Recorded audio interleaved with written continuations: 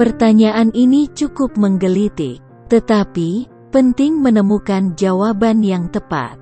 Di satu sisi, hadis riwayat Muslim menyebutkan bahwa Rasulullah sendiri menegaskan bahwa kedua orang tuanya ada di neraka. Pernyataan Rasul tersebut merespons pertanyaan perihal nasib kedua orang tua seorang sahabat.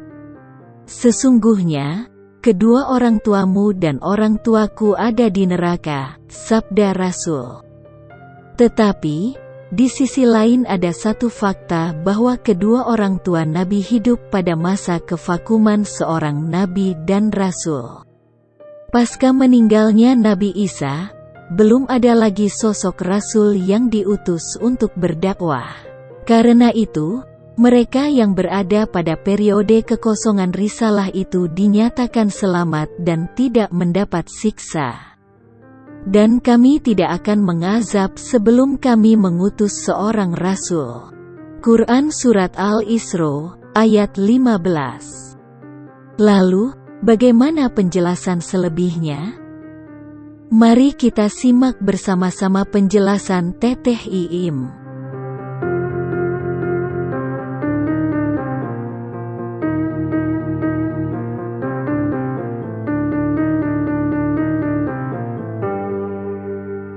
Lantas ada pertanyaan, apakah ibunya akan masuk surga? Kalau saya sendiri merasa tidak tega. Orang yang bertanya seperti itu. Di dalam kitab-kitab, ada di dalam komentar Al-Hafidh Imam Ar-Razi, ataupun ada di dalam menurut Imam Ibnu Hajar, dan juga oleh Imam Suyuti, ada di dalam kitab-kitabnya. Ada di dalam keterangan di dalam Isadur Rafiq pada Syarah Sulam Taufik. Kalimat tersebut cukup senada ya dengan penjelasan ada di dalam kitab Nurul Dhalam. Kitab Nurul Dhalam itu dikarang oleh Syekh Nawawi Al-Bantawi. Syekh Nawawi Al-Bantawi yang mana di pesantren-pesantren sangat banyak sekali dikaji karya-karya Syekh Nawawi Al-Bantawi. Di antaranya ada di dalam Nurul Dhalam pun ada.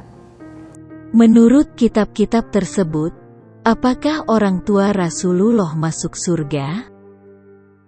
Syekh Ibrahim Al-Bujri mengatakan, yang benar adalah bahwa kedua orang tua Rasulullah Sallallahu Alaihi Wasallam dia itu selamat dari siksa api neraka.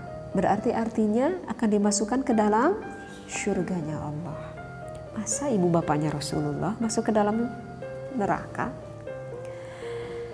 Ini berdasarkan riwayat yang menyebutkan bahwa di dalam kitab Nurul Dhalam dikatakan bahwa Allah Subhanahu wa Ta'ala menghidupkan kembali kepada Sayyid Abdullah dan juga kepada Siti Aminah.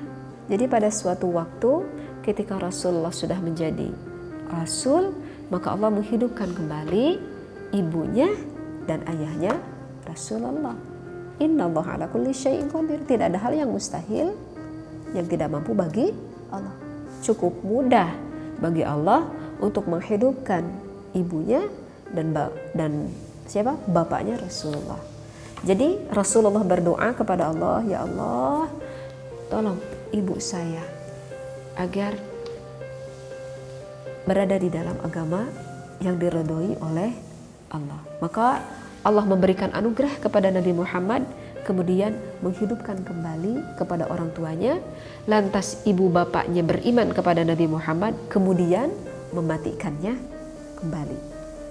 Jadi di dalam kitab Syarah Sulam Taufik ataupun di dalam Nurul Dhalam hampir senadalah seperti itu penjelasannya. Sedangkan kedua orang tuanya Rasulullah pada saat itu sudah meninggal, yang mana Rasulullah masih di dalam keadaan sangat kecil ya. Bahkan ayahnya Rasulullah meninggal ketika Rasulullah berada di dalam kandungan ibunya Siti Aminah ya.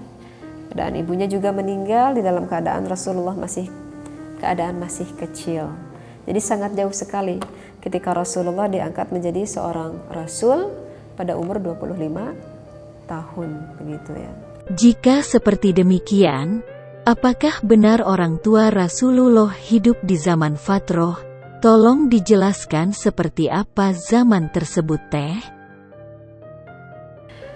walaupun terkait ahli fatrah para ulama itu berbeda silang pendapat.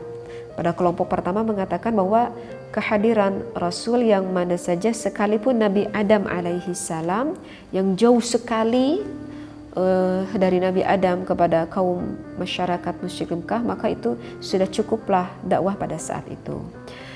Tetapi kelompok kedua mengatakan bahwa pada waktu itu ibu bapaknya kan berada di daerah Mekah, maka itu termasuk golongan ahli fatrah, artinya adalah yang terbebas dari hukum. Kan waktu itu ketika Nabi Isa alaihi salam Allah angkat ke langit, kemudian di sana tidak ada nabi sesudah Nabi Isa alaihi salam. Kepada turunnya Nabi Muhammad sallallahu alaihi wasallam itu sangat jauh, kurang 600 lebih mungkin ya. Sekarang 2020 lebih ya. Sedangkan tahun Hijriah 1400 lebih. Jadi kurang lebih zaman fatrah itu 600 lebih tahunan lah gitu. Sehingga selama 600 tahun tidak ada hukum. Walaupun pada saat itu pada zaman fatrah mungkin orang-orangnya itu mungkin ada yang beriman kepada berhala sekalipun, ataupun bahkan ada yang menganggap tidak ada Tuhan sekalipun seperti orang ateis. Walaupun di dalam keadaannya seperti itu, maka Allah akan mengampuninya gitu. Karena apa? Karena sudah tidak ada lagi hukum pada saat itu, sehingga Allah memberikan kepada orang-orang yang hidup di zaman fatrah tersebut semuanya itu diampuni oleh Allah Subhanahu wa taala. Berarti ibunya dan juga ayahnya Rasulullah pun hidup di zaman fatrah seperti itu. Syekh Ahmad Khatib Al-Minangkabawi, sesungguhnya hadis yang mengatakan bahwa yang tadi hadis dhaif itu adalah hadis ahad. Yang mana jika ada hadis ahad yang mengatakan hadis itu hanyalah satu orang, maka itu tidak boleh bertentangan dengan dalil qat'i. Apa dalil qat'i? Yaitu Al-Quran, dalil qat'i. Ada di sana di dalam surat Al-Isra pada ayat ke-15, wa ma kunna mu'adzabina hatta nab'atsa rasula. Kami tidak akan menyiksa seseorang sebelum kami mengutus seorang rasul. Ada di dalam surat Al-Isra pada ayat 15 begitu. Jadi di dalam kitab Kifayatul Awam pun dikatakan bahwa di zaman ahli fatrah ya semuanya Allah mengampuni orang-orang tersebut. Bahkan saya pernah bahkan di dalam kitab Al-Barzanji pun kan ada dikatakan bahwa apa tuh min sifahil jahiliyah, ada seperti itu ya. Artinya adalah ya ibu bapaknya Rasulullah, ya nenek kakeknya Rasulullah, ya uyut moyangnya Rasulullah, semuanya min sifahil jahiliyah sampai ke Nabi Adam alaihi salam, sampai kepada Nabi Muhammad sallallahu alaihi wasallam min sifahil jahiliyah. Artinya dijauhkan keturunannya ataupun nenek moyangnya itu dari sifat kejahiliyahannya. Karena menurut logika akal pun tidak mungkin ya, pasti Allah sudah menjaga bibit-bibit yang baik untuk Nabi Muhammad sallallahu alaihi wasallam.